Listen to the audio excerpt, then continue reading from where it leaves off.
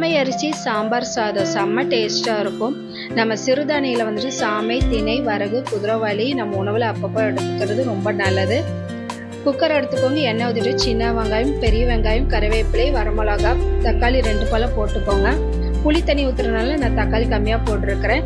மஞ்சத்தூள், அப்புறம் மிளகாத்தூள், காஷ்மீர் மிளகாத்தூள், காய் பார்த்தீங்கன்னா எல்லாம் மிக்ஸ் பண்ணி காய் எடுத்துக்கோங்க. இதில் வந்து நான் கத்திரிக்காய், உருளைக்கிழங்கு நான் எடுத்துக்கலை, நீங்கள் அதில் ஆட் பண்ணிக்கோங்க. சாம்பார் தூள், உப்பு போட்டு நல்லா மிக்ஸ் பண்ணிவிட்டு பூண்டு பல் ஒரு 10 போட்டுக்கோங்க. சாமை அரிசி கூட நான் துவரம்பருப்பு 1 மணி நேரம் ஊற வச்சு அதையும் ஆட் பண்ணிவிட்டு புளி தண்ணி ஊற்றிக்கோங்க. 1 டம்ளர் அரிசிக்கு 4.5 டம்ளர் தண்ணி ஊற்றி நல்லா வேக வச்சுக்கோங்க.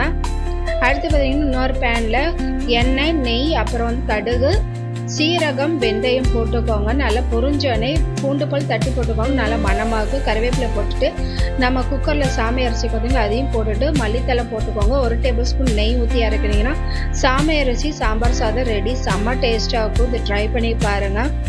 அரிசி சமையல் பிடிச்சா லைக் பண்ணுங்கள், ஷேர் பண்ணுங்கள், சப்ஸ்கிரைப் பண்ணுங்கள். Thank you so much. பை.